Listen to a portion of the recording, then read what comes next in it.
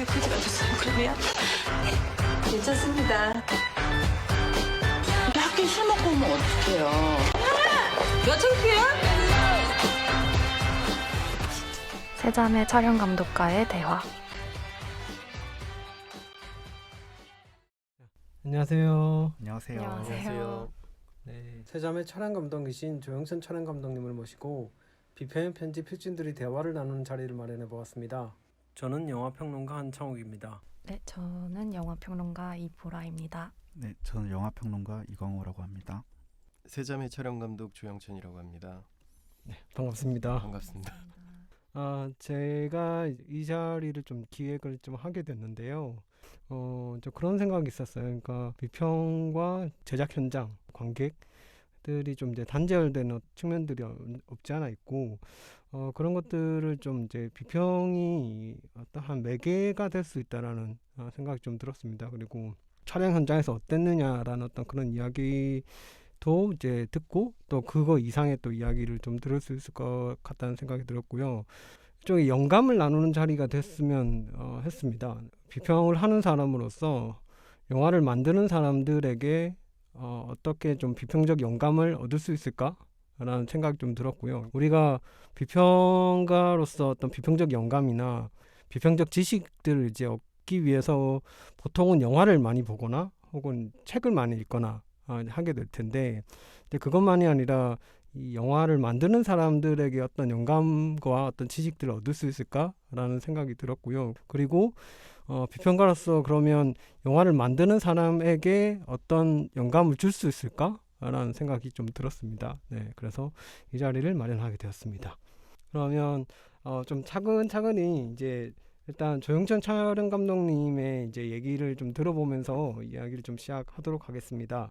저희가 이제 준비한 질문지가 좀 있긴 한데요. 사전에 좀 얘기도 나누고 이제 했는데 따로 또 여쭤보고 싶은 게 있었어요. 촬영 감독이 되기까지의 어떤 과정 혹은 촬영 감독이 되고 싶었던 이유 같은 것들을 간략하게 좀 얘기해 주시면 좋을 것 같습니다. 저는 원래 전기공학도였고요. 전기공학을 전공을 하고 영화 동아리 활동을 좀 했었죠. 사실은 학교에 다녔다기보다 동아리를 다녔다고 해도 무방할 정도로 동아리 활동만 열심히 했어요. 그래서 군대를 제대하고 학교에 돌아갔더니 전공 공부를 못 하겠더라고요. 정말 책을 펼쳤는데 하나도 아는 게 없었고, 그래서 그 학기에 동아리 회장을 합니다. 또 그래서 그런 바람에 이제 학점은 더 이제 폭망하게 되고 이 공부를 하는 것은 나한테 별로 의미가 없다 생각을 하고 영화 만드는 일을 좀 해봐야겠다라는 생각을 했어요. 군대 가기 전에도 단편 영화 워크숍이나 이런 거를 좀 들어서 대략적인 시스템이나 어떤 카메라들이 있고 뭐 어떤 방식으로 영화를 만든다라는 것은 알고 있었는데, 상업영화 현장에서 일을 해보고 싶다라는 생각과 더불어서 영화학교에 가보고 싶다라는 생각이 들어서, 그 당시에는 이제 시네21이라는 잡지에 말미에 보면 사람을 뽑는 란이 있었어요. 거기에서 봤던 게 이제 태극기 휘날리며라는 영화 조명팀을 뽑는다라는 걸 보게 됐고, 우선은 거기 지원을 했어요. 근데 부모님이 원하신 거는 어쨌든 제가 대학 교육을 꼭 받기를 원하셨기 때문에 서울예대 시험을 보러 갑니다.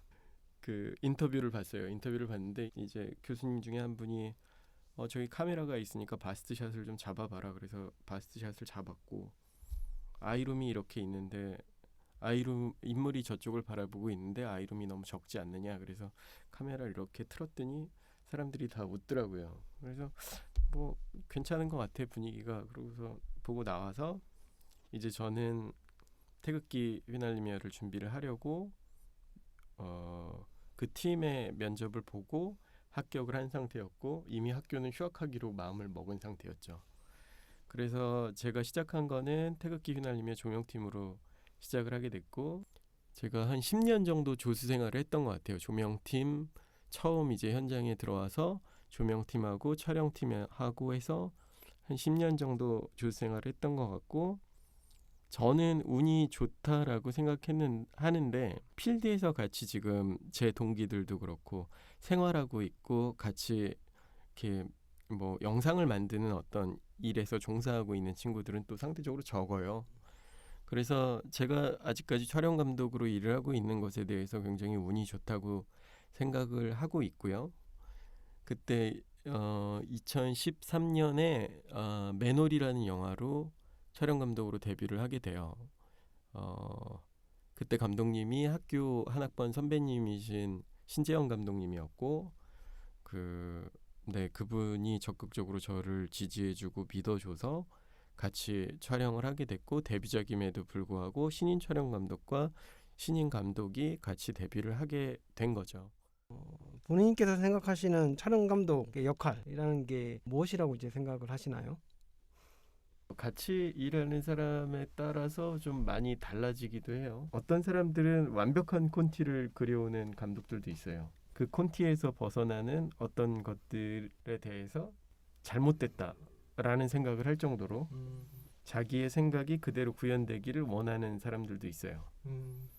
또 어떤 사람들은 그건 내 몫이 아니다. 나의 몫은 연기를 연출하는 것이고 연출하는 것이 담겨지는 것은 촬영 감독의 몫이다 라고 생각하는 사람들도 있어요. 어떤 사람들의 영화를 보면 촬영 감독이 달라지면 영화가 꽤 달라지기도 해요. 그러니까 저는 촬영 감독의 역할은 가장 큰 거는 어떤 라이팅의 내러티브를 쓰는 것 같다라는 생각도 들어요. 그러니까 어디서 어두워야 된다, 밝아야 된다, 뭐 빛이 쏟아져 들어와야 된다, 밝은데 부드러운 빛이 들어와야 된다, 혹은 날카로워야 된다, 혹은 따뜻해야 된다, 차가워야 된다. 어떤 그 분위기를 만들어서 이 내러티브를 서포트해주는 역할이 촬영 감독의 가장 기본적인 롤이라는 생각이 들어요. 근데 그것들은 뭐 시나리오 베이스를 해서 그 시나리오가 갖고 흘러가는 것들, 그 흘러감의 흐름에 따라서 어떤 식의 무드를 표현해야 된다라는 걸 결정하는 게 촬영 감독의 몫이 아닐까라는 생각을 하게 됩니다. 구도나 앵글에 대한 것들은 감독과 같이 해서 풀어나가야 되는 문제라고 생각하고 구도와 앵글에서 이 씬과 어울리는 무드를 만들어주고 찾아주는 것이 촬영 감독의 몫이 아닐까. 그래서 그 라이팅 내러티브가 흘러가서 이 영화를 보고 사람들이 어떤 감정선 이런 것들에 도움을 주는 게 촬영 감독의 롤이 아닐까라는 생각을 요즘에 많이 하게 돼요. 물론 저도 그러면 세자매 이야기를 좀 본격적으로 하면 어떨까 싶습니다. 가장 어떤 부분들을 고민을 하셨는지요? 그냥 계속 그런 생각이 들었어요. 내가 이 영화를 찍을 때 어떤 룰들을 좀 정해보자. 그 룰을 따라가면서 이 영화가 좀 일관적인 방식으로 인물들을 대하는 방식, 공간을 표현하는 방식 이런 원칙 같은 거를 좀 세우고 그 원칙을 계속 고수해보자. 이것이 베이스가 되는 거는 이 인물들을 어디서 바라볼 것인가라는 것 같아요. 그러니까 인물과 카메라의 거리감 이거에 대해서 계속 고민을 했던 것 같아요. 사실적으로 보였으면 좋겠다라는 생각을 계속했고 그 사실적으로 보여주려면 뭐가 좋을까? 어떤 방식이 좋을까라는 생각에서 내가 그 공간 안에 어딘가에서 이 인물들을 바라보는 것처럼 찍고 싶다라는 생각이 들었어요. 그래서 그 공간 안에서 이 인물을 어느 정도 거리감에서 바라볼 것인지 그거를 계속 고민하면서 조금씩 인물별로 공간별로 정리를 했던 것 같아요. 그 안에서 렌즈나 뭐 이런 선택들도 초점거리가 긴 망원 렌즈를 쓴다기보다 50mm 정도 되는 렌즈를 가지고 좀 더 인물한테 가까이 가는 방식을 채택을 했던 것 같고 카메라가 물리적으로 좀 가까이 있는 느낌들을 가지고 접근을 해주기를 바랬던 것 같아요. 한 가지 단어로 표현을 한다 그러면 이 인물과 카메라의 거리에 대해서 가장 고민을 하게 만들었던 것 같아요. 이 시나리오는. 촬영 감독님의 이 고민 이제 들어봤으니 비평 편집 필진들이 이 영화를 또 어떻게 보셨고 그다음에 이 영화의 촬영은 또 어떻게 보셨는지를 좀 먼저 얘기를 해주시면 좋을 것 같거든요. 날카롭게. 저는 이승원 감독님 영화를 처음 봤거든요, 이번에. 네, 세자매가 뭐 전주에서도 상영이 됐었고 배우들도 워낙 훌륭하셔서 기대를 하고 봤지만 그보다 더 재밌게 봤던 것 같아요. 일단은 저는 웃긴 장면이 너무 많아서 네, 참 그렇죠. 네. 재밌는 영화예요. 네, 정말 사람들이 많이 재밌어요. 안 보는데 마음을 열고 보면 굉장히 재밌는 네. 부분이 있습니다. 네. 특히 이건 조금 개인적일지 모르겠지만 이렇게 미연이 이게 성가대 지휘자로 나오잖아요. 이렇게 그런 모습이라든지 교회에서의 어떤 그런 묘사들 그런 게 이제 굉장히 사실적으로 현실적으로 묘사가 된 것 같아서 되게 재미있었어요. 저희 집안이 기독교 집안이기도 해서 그리고 어떤 한 단어로 말하자면 좀 날 것의 느낌이 강해 보인다는 게 되게 특징적으로 보였던 것 같거든요. 그러니까 물론 이제 이 느낌과 실제 그 촬영 현장은 또 달랐을 수도 있겠지만 갑작스럽게 돌발적으로 나타나는 그런 장면들이 있잖아요. 그러니까 예상치 못했던 인물의 행위라든지 어떤 감정선 같은 게 튀어나온다고 해야 될까요? 갑자기 엄마에게 물을 던진다든지 갑자기 남편에게 맞는다든지 하는 그런 것들이 이 장면에서 이런 게 나올 리가 없을 거라고 생각한 시점에서 급격하게 이렇게 튀어나오는 것들이 주는 당혹스러움? 근데 그런 것이 한편으로는 이 영화의 재미를 좀 배가해주는 재밌는 설정들이 많았던 것 같아요.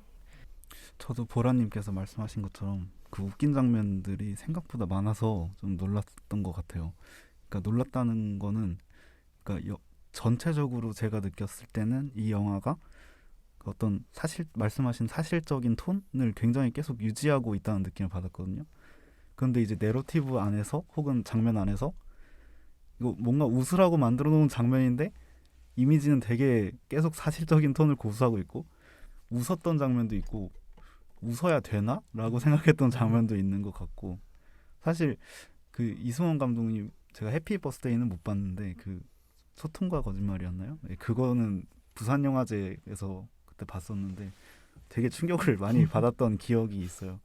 일단은 롱테이크도 굉장히 많이 쓰시고 핸델드랑 일단 그 영화는 또 흑백이었으니까 그런 되게 사실적인 톤들 안에서 굉장히 비정상적인 행동들을 하는 인물들을 보여주고 세자매는 그거에 비해서는 굉장히 좀 대중적인 영화 쪽으로 오신 것 같다는 느낌도 들고 말씀하신 것처럼 되게 폭력적인 장면들도 많고 웃긴 장면들도 분명히 있는데 정작 그걸 찍어놓은 것들은 한결같이 쭉 사실적인 톤들로 가는 것 그래서 어떤 몽타주랄까요? 그런 것들이 발생하는 것 같고 좀 그런 점에서 좀 재밌지 않았나 좀 그런 식으로 봤던 것 같습니다.